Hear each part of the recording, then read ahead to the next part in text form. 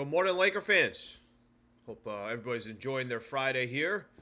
Lakers getting ready to take on the Milwaukee Bucks tonight. This is Lakers Talk Daily. Appreciate you guys being a part of the show. Please subscribe to the channel. Got two things I want to get into. Just kind of preview a little bit of that Lakers-Bucks game, and then just specifically want to talk about Anthony Davis and how the Lakers go as Anthony Davis goes. Saw a couple stats here that I think are interesting. Last three games that the last three losses that the Lakers have. Very equivalent to how Anthony Davis is playing, so we're going to break that down. A little bit of help yesterday for the Lakers. The Golden State Warriors ended up losing to the Chicago Bulls, so Warriors fall a little bit closer back to where the Lakers are. Virtually, the two teams are tied, even though the Lakers are behind in the loss column, so just keep that one in mind. But Lakers still sitting at number 10, so every single one of these games the rest of the way obviously going to be key. They're going to be important. Two more games left in the week. You got the Milwaukee Bucks coming up tonight. Damian Lillard, obviously Giannis Antetokounmpo. It's interesting. They played each other in the preseason, have not played each other since. So Lakers and the Bucks, first time this regular season, they're going to face each other twice in this month. Bucks 41-22 on the road. They're okay. They're 16-15, so nothing special. They lost their last game. That was against the Golden State Warriors and got completely blown out. So this is kind of the NBA right now. The NBA is every single night, not sure what team is going to show up. So clearly a big one. I don't need to promote it any more than that. It's every game for the Lakers right now is a big one. Minnesota coming up on Sunday. Got to have that one, especially if Karl Anthony Towns, he's going to be out. So there's another important game. None of these will be gimmies, but it just gives you an idea of the scope of where the Lakers are sitting. Still sitting at number 10 as we sit here today on Friday, March 8th. Okay, so Anthony Davis, I would say, over these last couple of games has been very average, below average of what we're accustomed to seeing from AD. So keep that in mind there. The last three losses that the Lakers have, all right, they got a loss at Phoenix. That's a game they lost by 10, and that was without Bradley Beal. They got a loss last Saturday against the Denver Nuggets. We all know that. Again, another 10-point loss to the Denver Nuggets. And then they got a loss against the Sacramento Kings, by the way. All right, ironic, didn't even see this.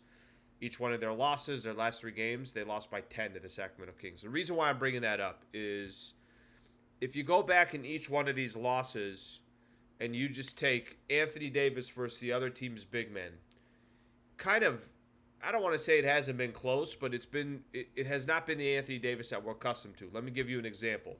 Lakers played the Suns. This is, in their last three losses, this is one of the losses. Yusuf Nurkic had a career night.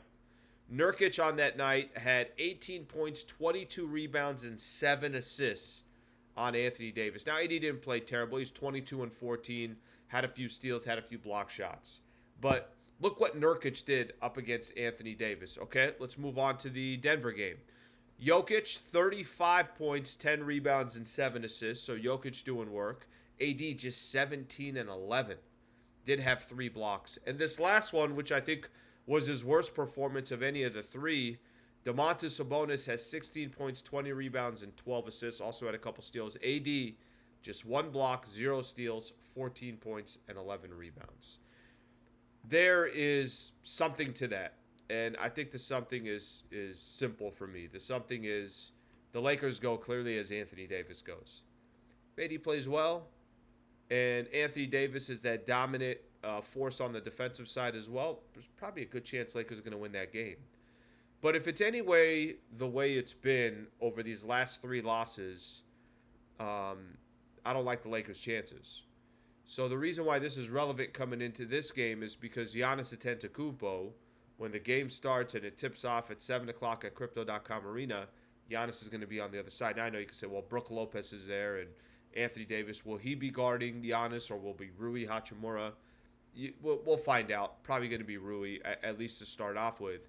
But I think the point that I'm trying to make is what AD cannot have is he cannot have games below average. He's got to, at the absolute worst, hit his averages.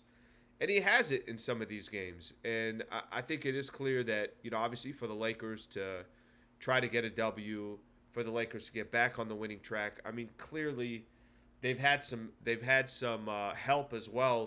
Just looking at last night's game, like I mentioned, the Warriors losing. We've seen Dallas, even though they beat Miami yesterday, had lost 3 games in a row leading up. They've had help from other teams.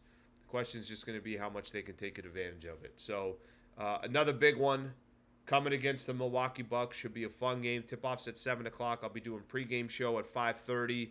A little bit later today when this post probably be right in the heart, in the middle of the Travis and Sleva show. So we got a lot of Lakers content that we're going to be all over today. And again, 2 games this weekend. So the game coming up against the Bucks, and then the Minnesota Timberwolves coming up on Friday. So it should be a fun weekend, and hopefully a successful weekend for the Los Angeles Lakers. Please subscribe to the channel here on ESPN LA. We'll continue to put out the content. Thank you all for being a part of the show. Make sure you tune in all day long. Thank you, Lake fans. Appreciate it, and we will talk to you guys just in a couple hours here.